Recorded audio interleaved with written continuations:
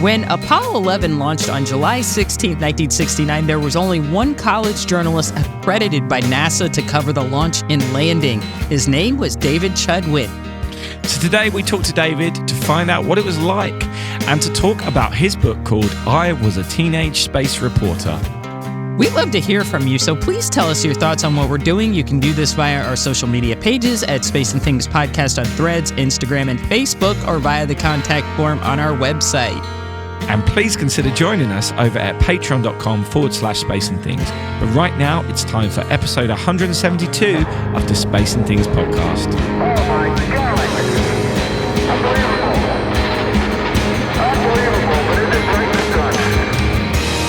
You're listening to the Space and Things podcast with Emily Carney and Dave Giles.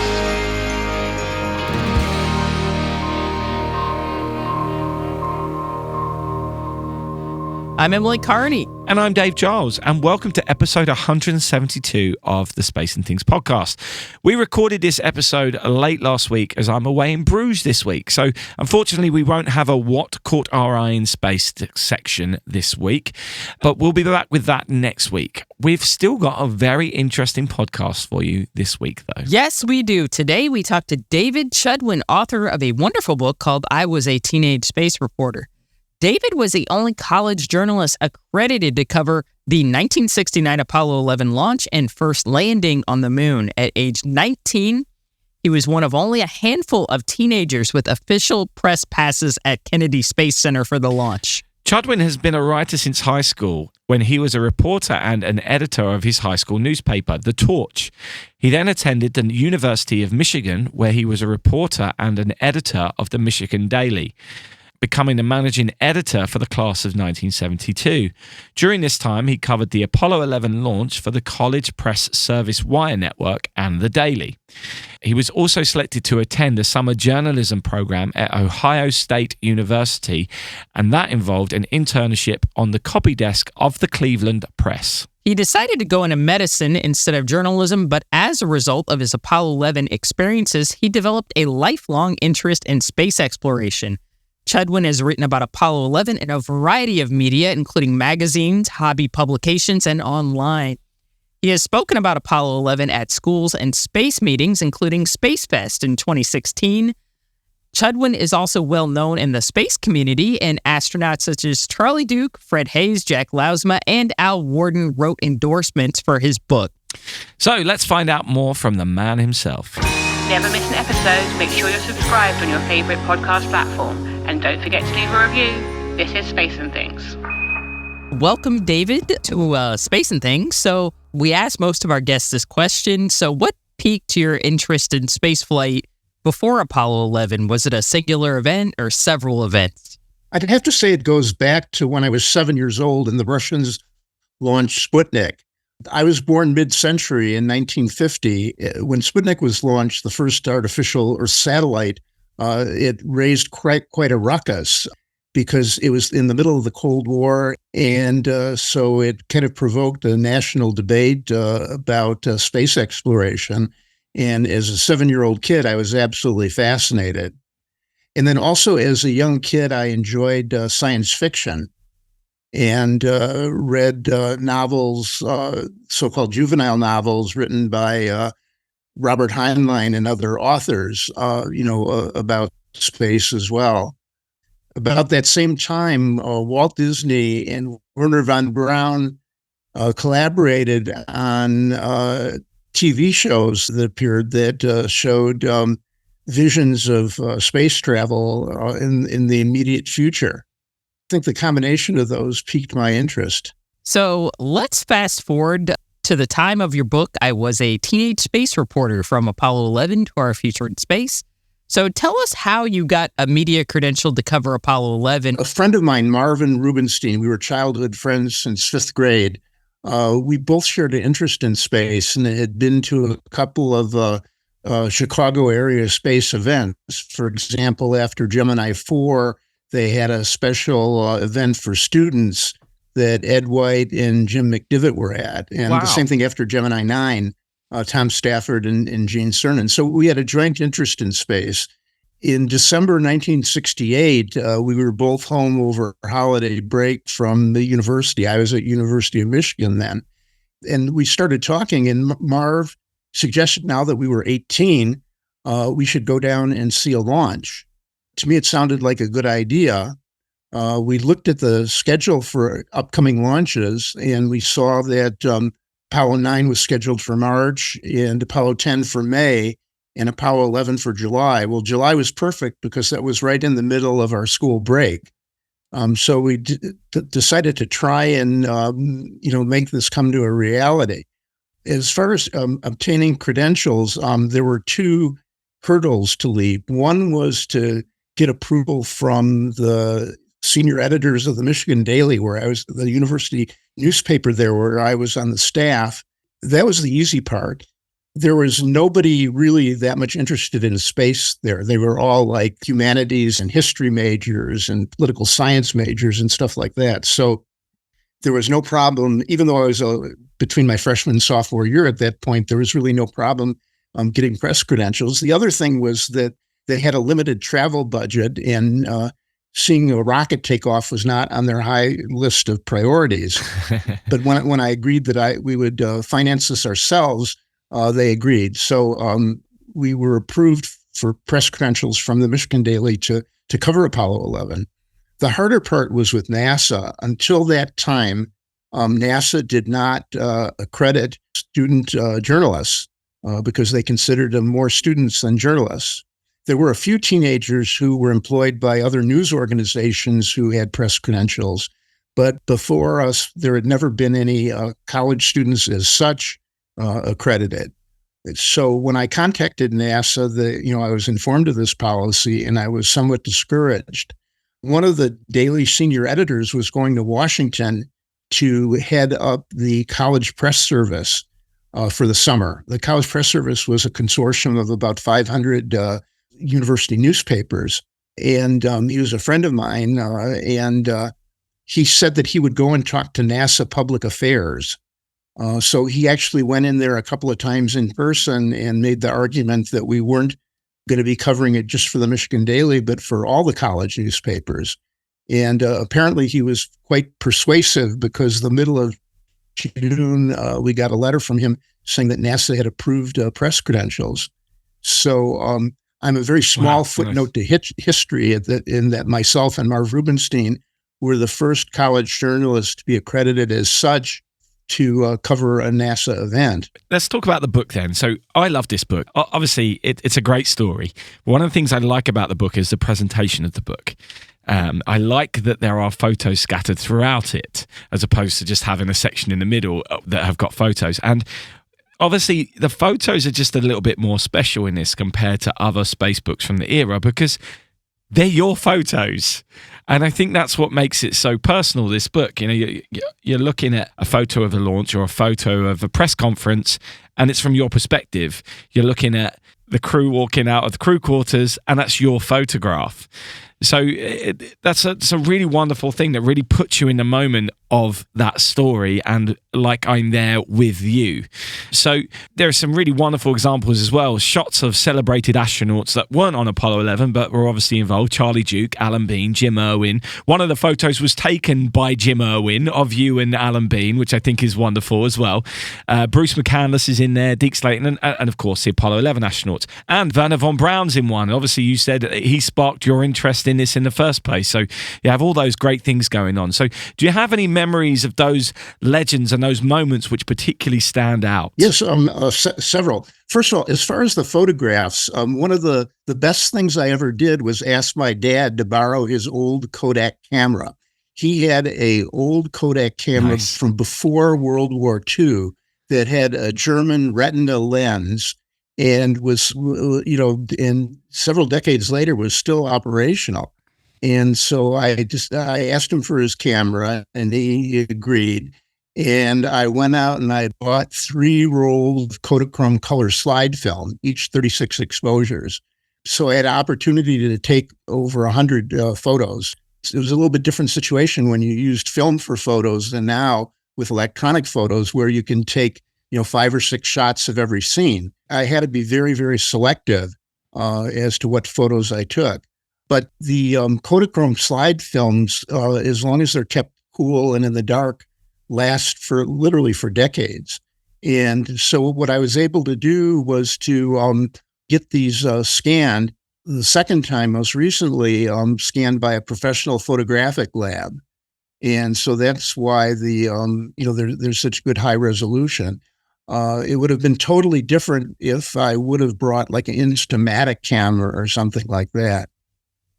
And as far as specific events that really stand out, we flew down coincidentally on the same plane to Florida as Rose Cernan, the mother of astronaut Gene Cernan. Wow. We had met her briefly in 1966 at the Gemini 9 event that was held in the Chicago area, because Jean's was from Bellwood, a suburb of Chicago. So she was there with her daughter Dee, and we got on the same airplane and talked a little bit. The plane made a stop in Tampa, and we flew into the Melbourne airport. Well, waiting there to greet her was Alan Bean, because her son Gene was occupied that day. So she asked us what the schools we went to, and then she introduced us both to Alan Bean. And there were 3 other men there with Alan Bean, also picking up members of their family. And they happened to be Jim Irwin in a blue flight suit, Charlie Duke, and Bruce McCandless. So within 20 minutes of landing in Florida, we met 3 of the 12 men that would later walk on the moon and the first untethered spacewalker. And the luggage was delayed, and so we kind of stood around with them and took some pictures. The second experience that really sticks out in terms of the photos and things like that was this NASA press conference with the so-called Center Directors Conference. This was 2 days before the launch. It was at the NASA Apollo 11 News Center in Cape Canaveral. There was like a small auditorium with a stage, and seated there were really the pioneers of spaceflight. I mean, I was just absolutely in awe. Werner von Braun was there, head of Marshall Center. Kurt Debus, head of Kennedy Space Center. Bob Gilruth, head of Manned Spacecraft Center, now Johnson Center. And George Miller, the head of Manned Spaceflight at the time. And so I was just feet away from these people and was able to experience this press conference. And this was the press conference where Werner von Braun was asked what he compared the Apollo 11 launch to. And he said it was when amphibians came from the water to land. At the time, I thought that was a little bit of hyperbole, but he was probably right. Yeah. That's amazing. So then there's the Apollo 11 launch itself, which you chronicled in your photos from the crew's walkout to ignition. So what was the feeling at the Kennedy Space Center press site, maybe before and as, Apollo 11 Saturn V cleared the pad? Well, even before the launch, we had some incredible experiences.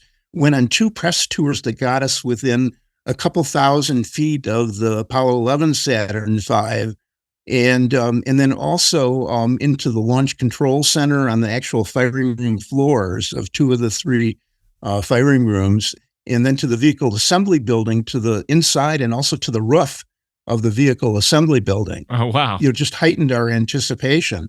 So in terms of what it was like the morning of the launch, as you mentioned, we got up very early to take a NASA bus to what was called then the Manned Spacecraft Operations Building, now known as the Armstrong Operations and Checkout Building. And we watched the astronauts walk out. It was really inspiring to see them take their last few steps on Earth before leaving for the moon. We then took a bus back to the Apollo 11 press site across the water from the pad.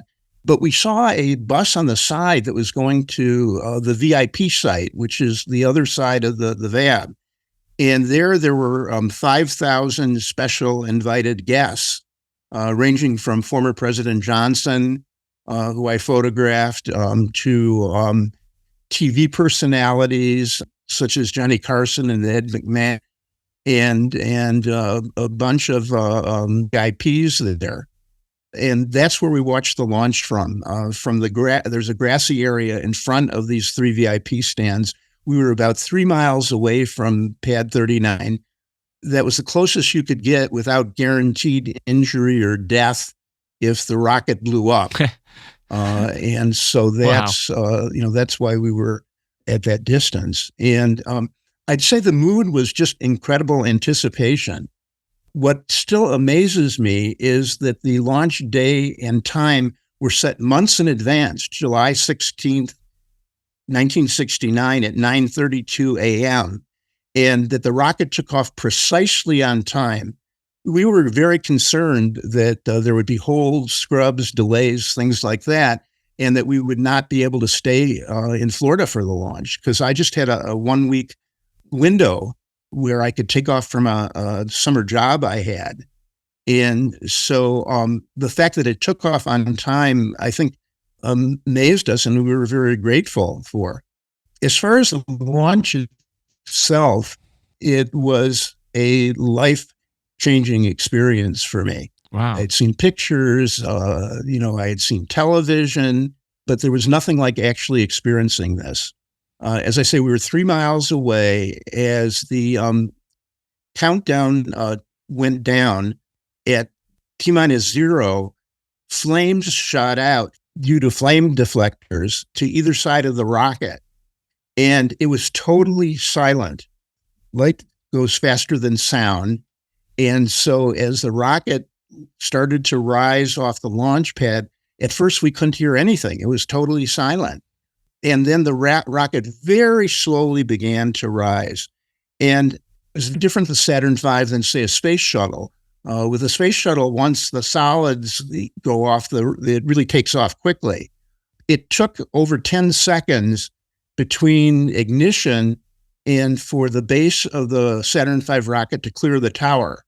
That 10 seconds to those of us watching seemed like an hour. It seemed like forever. In fact, I was concerned at the time, just momentarily, whether the thing was actually going to lift off or not. It went up so slow. But then when it cleared the tower, the sound started hitting us. We saw the launch, but more importantly, we felt the launch. There were waves of sound pressing against our chests. The ground was shaking. And as the rocket rose, we could actually feel the heat from the F1 engines, the 5 engines putting out 7.5 billion pounds of thrust. It was a visual experience, an auditory experience, and also a tactile experience to see the launch. So the rocket started going up faster and faster, and after a couple of minutes, all we could see was a bright dot of light in the sky. This July marks the 55th anniversary of the Apollo 11 launch, but to me, it seems just like yesterday. It made such an overwhelming impression on me. It was an incredible experience. Since your experience covering Apollo 11, you've been a regular at Space Fest and Astronaut Scholarship Foundation events, and you've also attended many Space Hipsters-related events as well. And then you also were able to reconnect with many of the astronauts you met at KSC in 1969. So what has that been like? They say you should never meet your childhood heroes, but I have, and I've enjoyed it tremendously, and they're all wonderful people. I was most proud that for this book that Charlie Duke agreed to write an advance praise, a blurb for it. As you know, Charlie was the capsule communicator for Apollo 11 on the landing, and then later walked on the moon with Apollo 16. And I've gotten to know him a little bit through the years, and he was happy to write an advance praise for the book. Another astronaut who was involved with Apollo 11 was Fred Hayes. He was backup lunar module pilot for Apollo 11 before going on Apollo 13. Marv and I met Fredo after the launch. He closed out the Apollo 11 capsule the night before the launch and then watched it from the inside the Launch Control Center. But afterwards came out to the VIP site where we were at, and we met him, and I got a couple of quotes from him, which I just in my story. And then years later, Nice. I had gotten to know him, and again, he wrote a praise for the book. So it's really been exciting to meet some of the people that were involved in Apollo 11 and to get them to know them a little bit a few years later. Do you know what's really interesting? We were asked the whole of your experience of what it was like to be there and to witness the launch. And I completely forgot that you would have had to have turned in a copy and actually written something, and that was why you were there. How many pieces did you write about your experiences for the newspaper, or did you get away with not doing very much work at all? How was it? Oh no, I was a working journalist for this. I mean, so Marv and I, before the event, a week or two before the event, wrote a piece for the College Press Service, previewing the upcoming Apollo 11 mission. And then there, I wrote articles for the daily articles for the Michigan Daily about each of the events.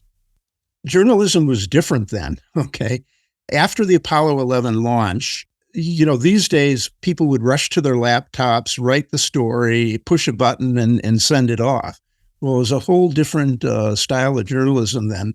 What I did actually after the launch was go back to the motel and take a swim in the swimming pool. And then later that afternoon, went back to the news center and typed out a story. And that evening, I dictated the story over the phone to someone at the Michigan Daily. There were telegraphs and teletypes then and things like that, but we were a very low budget operation. And so the way we sent in stories was to actually phone them in. My routine was to, write a story at the end of the day and then telephone it in if the Daily was going to be published the next day. But one of my proudest bylines was my story when of the actual launch. They published it along with a AP photo, a press photo. I had no idea any of my photographs would turn out because they were on color slide film, and they weren't developed until 2 weeks after I got home. And so I had no idea if any of these photos turned out. And you can imagine I was pleasantly surprised when I got the boxes of Kodachrome slides back, and they were outstanding. Sorry, I was smiling when you were talking about this because this reminds me of when I first became interested in journalism when I was, a teenager and before I joined the Navy, and how quaint everything was. You had to call stuff in and you had to wait for the film to be developed and stuff like that. Like, it wasn't like nowadays everything is instant. To me, it's fascinating because it truly was a different time and a different way of doing things. And I don't know if it's better or worse now, honestly. I think there's something to be said about what was going on back then. I mean, the idea that after covering a major event, you would go back to the motel and take a swim in the pool before filing a story is, this is unbelievable. Yeah. I mean, that's really from the dark ages journalistically and that. But again, we didn't know better at the time. It's interesting, speaking about the technology, the space program was a great impetus for miniaturization of computers. At that time, computers were these big mainframe computers that would take up an entire room.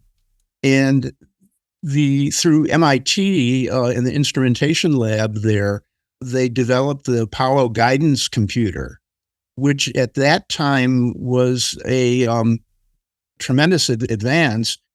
But my watch has more memory than the Apollo guidance computer had. I think that's one of the great contributions to technology of the space program. It's interesting, at the Launch Control Center, they allowed us to go down to the floor of the firing rooms, the control rooms, and they had all these banks of consoles, and the consoles had video screens and dial-up telephones and stuff like that. In 1969, the Launch Control Center was considered the height of technology. And if you go back and look at what they had then, it's amazing we ever made it to the moon with the technology that was available then. Yeah, absolutely. So obviously, I'm a big fan of I Was a Teenage Space Reporter. I think it's really a great book. You have a new book project in the works, right? Tell us about that and when we can expect to read it. Okay, thanks, Dave, for the plug. I appreciate that. All plugs are gratefully accepted. I have a new book coming out called The Magical Decade, and the subtitle is a personal memoir and popular history of 1965 to 75. During that decade, besides covering the moon landing, I was in the middle of a lot of stuff. And this ranged from pop culture events, like I was at the 1965 Beatles concert in Chicago, to being tear gassed at anti-war demonstrations, to being saved from arrest during the May Day demonstrations in Washington, being saved from arrest by a Tyrannosaurus Rex skeleton, to attending all kinds of musical events. And speaking of musical events, in the summer of '69, I had a dilemma. Okay, Marv and I had been planning to go to Cape Canaveral to see a Saturn V launch for a while, but then I heard about this music festival that was going to be held in upstate New York called Woodstock. Tickets were available, and so I had to make a choice between Woodstock or Apollo 11. I ended up choosing Apollo 11 because I figured there would be other music festivals, but this was the first time men would land on the moon. It turned out that Woodstock wasn't just any music festival, but I still think I made the right choice. As a musician, I think you definitely made the right choice. Hey, do you want to know one of my little bugbears? It's something that really grinds my gears. And that is that whenever there's a music festival, and lots of small little village festivals do this, say, for example, Oxford, let's call it, say Oxford, where I am now. And they would set up a music festival and call it Oxford Stock, as if Woodstock was a festival in wood. As if stock has become the term for festival. It's like Watergate, right? We now put the word gate on the end of anything which is some kind of controversy, as if the Watergate scandal was a problem with the water. No, that's not what the Watergate was about. Anyway, that's just something that grinds my gears. A digression, but whenever I hear about Woodstock, I always like, Anyway, so that book sounds amazing. When is that likely to come out? Because I definitely need to get that. Okay, well, again, it's called The Magical Decade, and I'm excited. I just got the preliminary page proofs yesterday. Nice. I've been working on this book for 3 years. I think it'll really appeal to baby boomers, but also younger people who want to know what it was like in the 60s and 70s. The publisher is actually English, Lid Publishing, and the publication date in the United Kingdom is March 7th, and the publication date in the United States is May 7th. It's exciting. Awesome. I can't wait to read it because I loved your first book so much. So this will be awesome to add to the collection. Yeah, this sounds way up my street, so I'm looking forward to that. David, thank you so much for joining us today. This has been really wonderful. I had a smile on my face throughout the whole of this interview. It really has been great, so thank you very much. Yes. Wish you all the best with the new book as well. Thank you. Emily, I've known you, it seems like forever, and you've done a great job with Space Hipsters. And David, it was great to meet you for the first time a year ago at Cosmosphere for the Apollo 17 50th anniversary. Yeah, almost a year ago today, we were sitting opposite each other having a nice steak dinner, weren't we, at the airport? That was a beautiful night, that was. In the middle of nowhere. Yeah, absolutely. To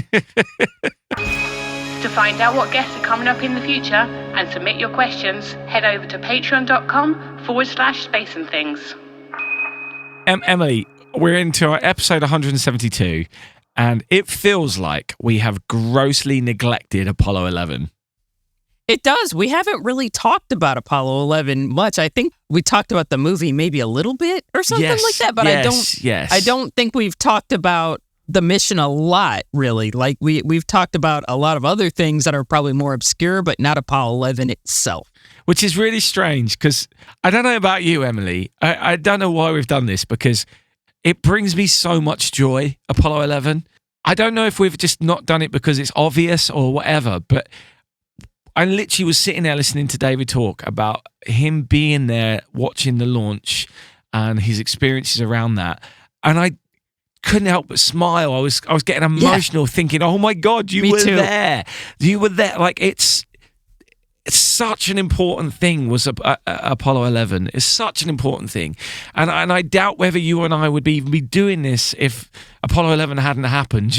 Like there's so many things we could pinpoint as to what got us into it. As a kid, I was obsessed with those three guys on that mission and that mission.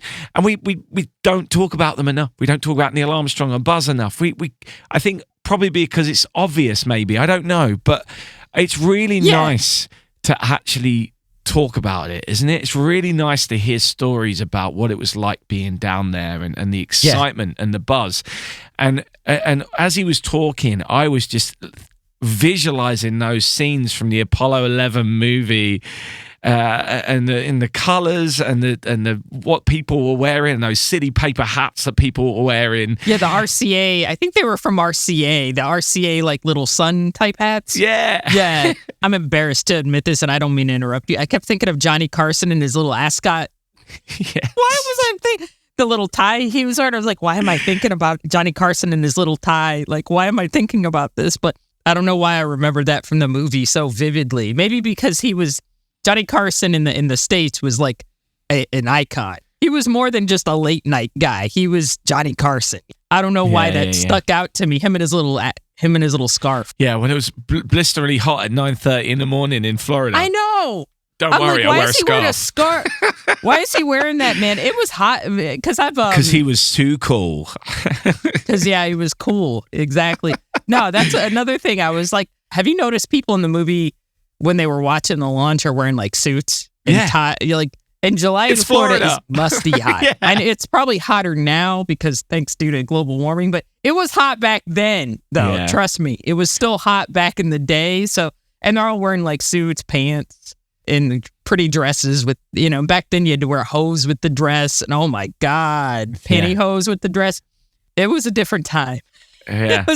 It was a different time, you understand? For the 50th anniversary of the launch, there was a kind of recreation of the countdown at the launch viewing site at Kennedy Space Center, and I was there. And oh my God, it was hot. We were there from 7 a.m. until 10 a.m. or whatever it was, just sitting out on the bleachers. Ugh. I couldn't believe how hot it was. I don't think I've ever been that hot and not been in a sauna. Yeah. It was so hot. And I know that doesn't mean it was that hot in 1969, but you can imagine it being that hot. It was probably around that. Yeah. It was hot. Trust me, it was hot. It's Florida, so they were cooking out there, and watching the clips of everybody wearing like the nice outfits and stuff like that, it's just like, wow. Nowadays it'd be shorts and a t-shirt type of thing, or shorts and I don't know if they allow tank tops at the press site, but still, it'd be a different flavor nowadays. Yeah, that struck me too in the movie, is that everybody was dressed so formally, and I was like, oh my God. If anyone is listening and wondering where we're getting these images from, we are talking, of course, about the Apollo 11 movie, which came out in 2019. And if you're listening to this and you haven't seen it, you really do. But also, I can't recommend David's book enough. I just find it absolutely fascinating. Absolutely. And as I said, the presentation within the book, it's just a really nice book to hold. The cover, I don't have a hardback version of it. I've got but even the cover it feels nicer than a normal paperback. It's a really nice book. It's not like a flimsy paperback. No, it's a really nice book. So I recommend getting it. And I'm super excited about this new book that he's got. To me, that's the golden era of so many things going on. You can pinpoint so many key moments of our current history as being between 65 and 75, maybe a little bit earlier, going back a few more years as well. But that's such an instrumental part of our modern history, comes from culturally as well. As we talked about Woodstock and other things. There's plenty of things happened around that time. So excited about that book. But yeah, that was just great hearing those stories, wasn't it? Oh yeah, absolutely. And there's that part of me, and we brought this a little bit up during the interview. There's that part of me, I love to hear about how people covered news stories back then as a journalist.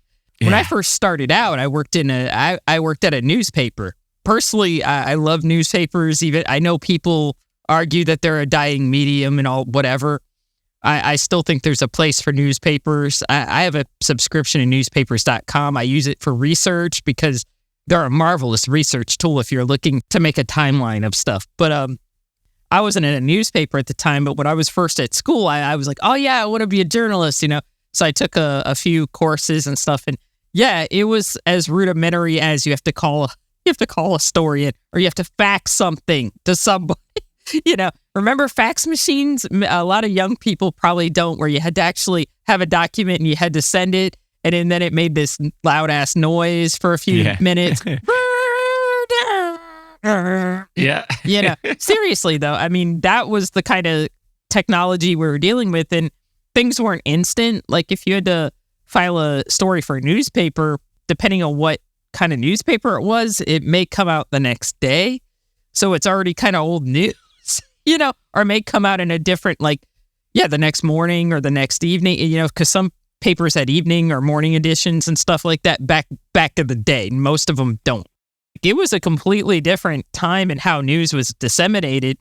There was no 24-hour news cycle. The network stopped at midnight normally, and then they would play the national anthem and then go to like a color bars, Wow. And they were done for the evening. I don't know how it was in other countries, but in the States back in the day, there was no 24-hour news cycle. That really started in the probably the 80s and early 90s is my guess when it really kind of started up. But I just love David's memories of that because his recollections are so rich. They really do a great justice to what was going on at the time. He has such amazing stories.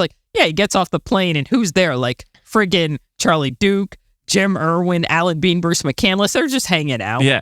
Hey, Jim, can you take a photo of me and Alan? Yeah. And Jim Irwin just walked, he's going to be on the moon in a couple of years. That is insane to me, and I hate being one of those people who looks backwards and is like, yeah, man, things were better back then, but maybe they were better back then. I'm not sure we would get that experience now where, you just have those kind of casual moments of you just walk into something like that and you have that memory and you have those photos, and it's just astonishing.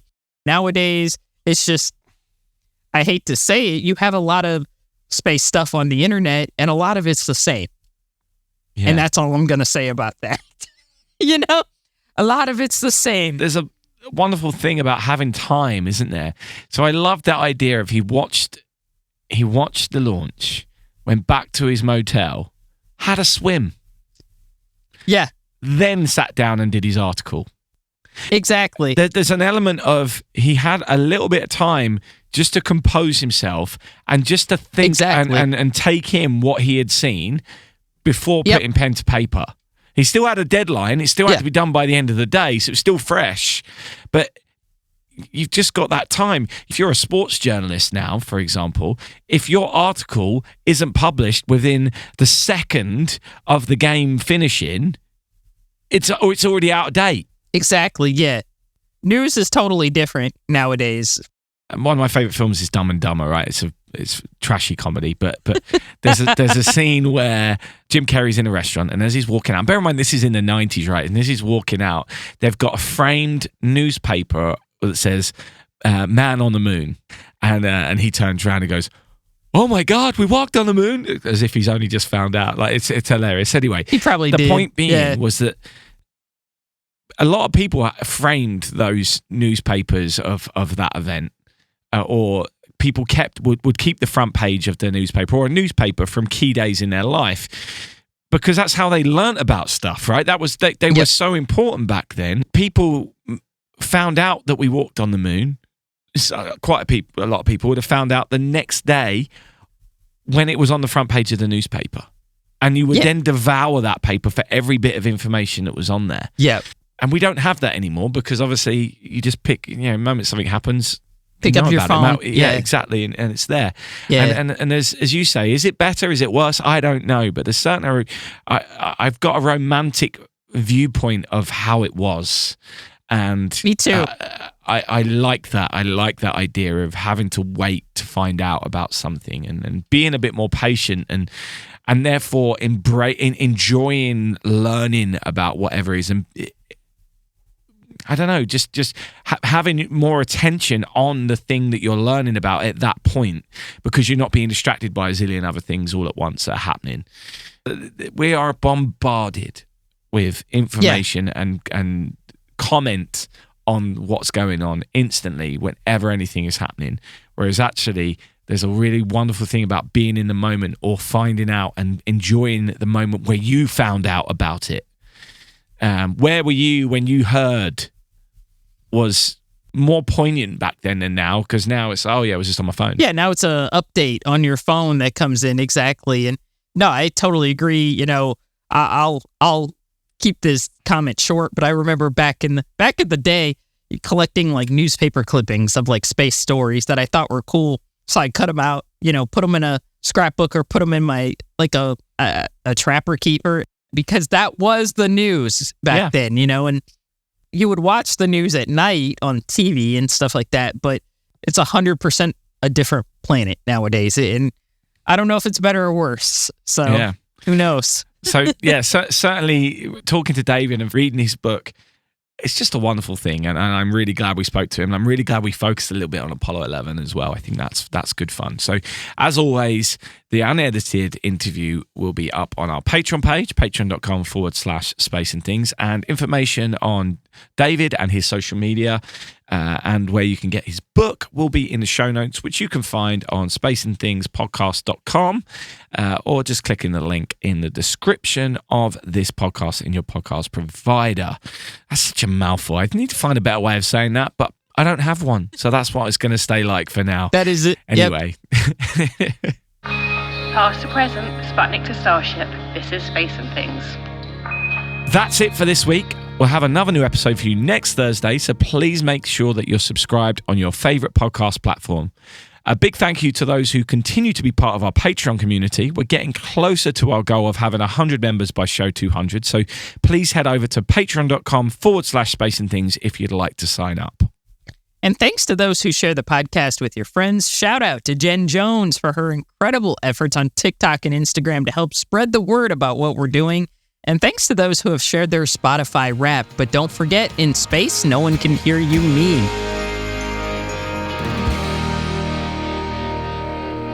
You've been listening to the Space and Things podcast.